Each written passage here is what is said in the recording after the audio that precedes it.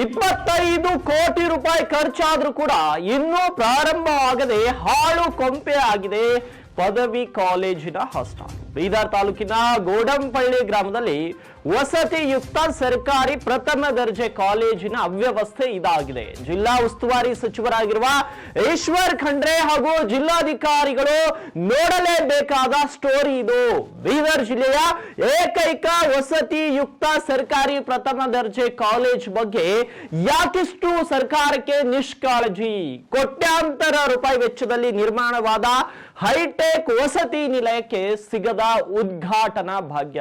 ಕಟ್ಟಡ ಪೂರ್ಣಗೊಂಡು 2 ವರ್ಷ ಕಳೆದರೂ ಕೂಡ ಇನ್ನು ಉದ್ಘಾಟನೆ ಕಾಣದೆ ಪಾಳು ಬಿದ್ದಿದೆ ಈ ಒಂದು ವಸತಿ ನಿಲಯ. 2021-22ರಲ್ಲಿ ಗೋಡಂಪಳ್ಳಿ ಗ್ರಾಮದ ಹೊರವಲಯದಲ್ಲಿ ನಿರ್ಮಾಣಗೊಂಡ ಬಾಲಕ ಮತ್ತು ಬಾಲಕಿಯರ ವಸತಿ ನಿಲಯ ಇದಾಗಿದೆ.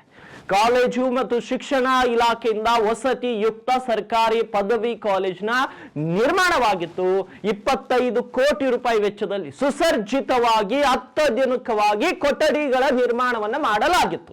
ಬಾಲಕರ ಮತ್ತು ಬಾಲಕಿಯರಿಗೆ ಪ್ರತ್ಯಕ್ಷ ವಸತಿ ನಿಲಯಗಳನ್ನು ಕೂಡ ಸರ್ಕಾರ ನಿರ್ಮಾಣ ಮಾಡಿತ್ತು. ಅಲ್ಲದೆ 2023-24ನೇ ಸಾಲಿನಲ್ಲಿ 2.82 ಕೋಟಿಯಲ್ಲಿ ಇಡೀ ಕ್ಯಾಂಪಸ್ಗೆ ಕಾಂಪೌಂಡ್ ಸಹ ನಿರ್ಮಿಸಲಾಗಿದೆ. ಆದರೆ ಉದ್ಘಾಟನೆ ಆಗದ ಕಾರಣ ಹಾಸ್ಟೆಲ್ ಸೌಲಭ್ಯ ಮಾತ್ರ ವಿದ್ಯಾರ್ಥಿಗಳಿಗೆ ಇಲ್ಲಿಯವರೆಗೆ ದಕ್ಕಿಲ್ಲ.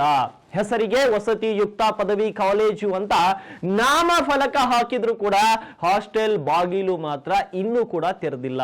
ಹಾಸ್ಟೆಲ್ ಪ್ರಾರಂಭವಾಗದ ಹಿನ್ನೆಲೆ ಪಾಳು ಬಿದ್ದ ಕೋಟಿ ವೆಚ್ಚದ ಹೈಟೆಕ್ ಕಟ್ಟಡ ಅಂತ ಈಗ ನಾವು ಅದನ್ನು ಹೇಳ್ಬಹುದು. ನೋಡಿ, ದೇವರು ವರ ಕೊಟ್ಟರು ಪೂಜಾರಿ ಕೊಡ್ಲಿಲ್ಲ ಅನ್ನೋದು ಇದೇ ಒಂದು ನೈಜ ಉದಾಹರಣೆ. ಸರ್ಕಾರ ಅನುದಾನ ಕೊಡ್ತು, ಬಿಲ್ಡಿಂಗ್ ಕಟ್ಟಿದ್ರು, ಕಾಂಪೌಂಡ್ ಕಟ್ಟಿದ್ರು, ಎಲ್ಲವೂ ಕೂಡ ಆಯ್ತು. ಆದ್ರೆ ಗೋಡಂಪಳ್ಳಿಯಲ್ಲಿರುವಂತ ಈ ಹಾಸ್ಟೆಲ್ ಉದ್ಘಾಟನೆ ಯಾವಾಗ? 25 ಕೋಟಿ ನಮ್ಮ ತೆರಿಗೆ ಹಣದಲ್ಲಿ ಕಟ್ಟಿದಂತ ಈ ಹೈಟೆಕ್ ಕಟ್ಟಡದ ಉದ್ಘಾಟನೆ ಯಾವಾಗ? ಬೀದರ್ ಜಿಲ್ಲಾಡಳಿತದವರು ಏನ್ ಮಾಡ್ತಾ ಇದ್ದಾರೆ ಹಾಗಿದ್ರೆ?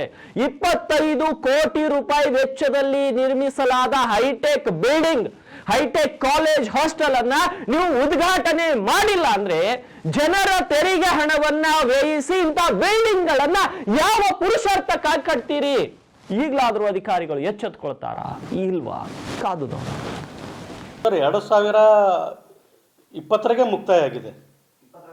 2021ರಲ್ಲಿ ಅಡ್ಮಿಷನ್ ಪ್ರಾರಂಭ ಆಗಿದೆ ಕಾಲೇಜ್ದು, ಹೊಸ ಕಾಲೇಜ್ ಪ್ರಾರಂಭ ಆಗಿರೋದು 2020-21ರಿಂದ. 2 ವರ್ಷ ನೌಬಾದ್ನಲ್ಲಿ ನಡೆಸಿದ್ದಾರೆ ಕಾಲೇಜು. 2021, 21, 22. ಆನಂತರ 23ಕ್ಕೆ ಇಲ್ಲಿ ಬಂದು ಶಿಫ್ಟ್ ಆದರು. ಶಿಫ್ಟ್ ಆದಮೇಲೆ ಕಾಲೇಜು ನಡೀತಾ ಇದೆ. ವಿದ್ಯಾರ್ಥಿಗಳ ಸಂಖ್ಯೆ ಕೂಡ 350 ಇತ್ತು ಪ್ರಾರಂಭದಲ್ಲಿ. ಇವತ್ತು ಹಾಸ್ಟೆಲ್ ಪ್ರಾರಂಭ ಆಗದೇ ಇರೋದಕ್ಕೆ ಸ್ವಲ್ಪ ಸಂಖ್ಯೆ ಕಡಿಮೆ ಆಗಿದೆ. ಇವತ್ತು ನಮ್ಮ ಕಾಲೇಜಿನಲ್ಲಿ BA, BSc, BCom 146 ವಿದ್ಯಾರ್ಥಿಗಳು ಅಧ್ಯಯನ ಮಾಡ್ತಾ ಇದ್ದಾರೆ. ಗ್ರಾಮೀಣ ಭಾಗದ ವಿದ್ಯಾರ್ಥಿಗಳು ಹೆಚ್ಚಿನ ಮಟ್ಟದಲ್ಲಿದ್ದಾರೆ, ಬಡ ವಿದ್ಯಾರ್ಥಿಗಳಿದ್ದಾರೆ. ಹಾಗಾಗಿ ಹಾಸ್ಟೆಲ್ ಸಲುವಾಗಿ ನಾವು ಕೂಡ ಬಹಳಷ್ಟು ಹೆಡ್ ಆಫೀಸಿಗೆ ಪತ್ರ ಬರೆದಿದ್ದೀವಿ. ಅವರು ಕೂಡ ಡಿಸೆಂಬರ್ನಲ್ಲಿ ಆದೇಶವನ್ನು ಹೊರಡಿಸಿದ್ದಾರೆ, ಮೂವ್ಮೆಂಟ್ ಆರ್ಡರನ್ನು ಕೊಟ್ಟಿದ್ದಾರೆ. ಬರ್ತೀವಿ ಪತ್ರ ನಾವು ಬರಿತಾನೆ ಇದ್ವಿ ಬಂದಿನ ಹಿಡಿದು. ಅದು ಸರ್ಕಾರದವರು ಒಂದೇ ಸಲ ಆರ್ಡರ್ ಕೊಡ್ತೀವಿ 10 ಕಾಲೇಜುಗಳಿಗೆ ಅಂತ ಹೇಳಿ ಸ್ವಲ್ಪ ಲೇಟ್ ಮಾಡಿದ್ದಾರೆ. ಈಗಾಗಲೇ ಆರ್ಡರ್ ಆಗಿದೆ. ಇನ್ನೇನು ಕೆಲವೇ ದಿನಗಳಲ್ಲಿ ಹಾಸ್ಟೆಲ್ ಪ್ರಾರಂಭ ಆಗ್ತದೆ, ಮಕ್ಕಳ ಸಂಖ್ಯೆ ಕೂಡ ಹೆಚ್ಚಾಗ್ತದೆ ಅಂತ ಹೇಳಿ ನನ್ನೊಂದು ಆಸೆ ಇದೆ. ಈಗ ಒಂದು ಬಸ್ ಇದೆ, 4-5 ಸಾರಿ ಬರ್ತದೆ ಹೋಗ್ತದೆ. ಆ ಬಸ್ಸಿನ ಮೇಲೆ ಡಿಪೆಂಡ್ ಇದ್ದಾರೆ.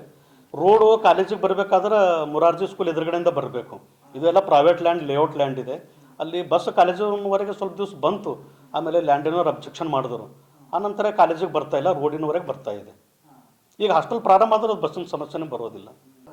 ಅದೇ ಸರ್, ನಾವು ತೊಗೋತೀವಿ, ನಮ್ಮಲ್ಲೂ ಸ್ಟಾಫ್ ಶಾರ್ಟೇಜ್ ಇದ್ದಾರೆ, ನಾವು ಕೂಡ ಟ್ರಾನ್ಸ್ಪೋರ್ಟೇಷನ್ ನೋಡ್ಕೊಳ್ಬೇಕು. ಅದಕ್ಕೆ ಸ್ವಲ್ಪ ಅವರು ಡಿಲೇ ಮಾಡಿದ್ದಾರೆ. ಎಲ್ಲ ಹೇಳ್ತಾ ಇದ್ದಾರೆ ತೊಗೊಳ್ತೀವಿ ಅಂತ ಹೇಳಿ, ಬಟ್ ಆರ್ಡರ್ಗೆ ವೇಟ್ ಮಾಡಿದ್ದಾರೆ. ಸರ್ಕಾರದ ಆರ್ಡರ್ ಹ್ಯಾಂಡ್ ಓವರ್ ಮಾಡಿರಿ. ಈಗ ನಾನು ಪ್ರಿನ್ಸಿಪಲ್ ಇದ್ದೀನಿ, ನಾನು ತೊಗೊರಿ ಅಂತ ಹೇಳಿ ಬರೋದಿಲ್ಲ. ನನಗೆ ಮೇಲಾಧಿಕಾರಿಗಳ ಆದೇಶ ಬಂದರೆ ನಾವು ಅವ್ರಿಗೆ ಕೊಡ್ಲಿಕ್ಕೆ ಬರ್ತದೆ. ಅದಕ್ಕೆ ಡಿಸೆಂಬರ್ನಲ್ಲಿ ಆದೇಶ ಆಗಿದೆ, ಅವ್ರಿಗೆ ಹ್ಯಾಂಡ್ ಓವರ್ ಮಾಡಿರಿ BCMದವ್ರಿಗೆ ಅಂತ. ಅವ್ರಿಗೂ ನಾನು ಲೆಟರ್ ಕೊಟ್ಟೀನಿ. ಸರ್ಕಾರದಿಂದ ಸ್ವಲ್ಪ ಲೇಟ್ ಆಗಿದೆ, ಇಲ್ಲ ಅಂತಿಲ್ಲ, ಬಟ್ ಅಪ್ರೋಚ್ ಮಾಡ್ತಾ ಇದ್ದೀವಿ. ಹೊಸ ಕಾಲೇಜ್ ಇದೆ, ಅವ್ರ ವಿದ್ಯಾರ್ಥಿಗಳ ಸಂಖ್ಯೆ ಹೆಚ್ಚು ಮಾಡಿರಿ, ನಾವು ಹಾಸ್ಟೆಲ್ ಸ್ಟಾರ್ಟ್ ಮಾಡ್ತೀವಿ ಅಂತ ಅವರು ಕೂಡ ಹೇಳ್ತಾ ಇದ್ದಾರೆ ಮೇಲಾಧಿಕಾರಿಗಳು.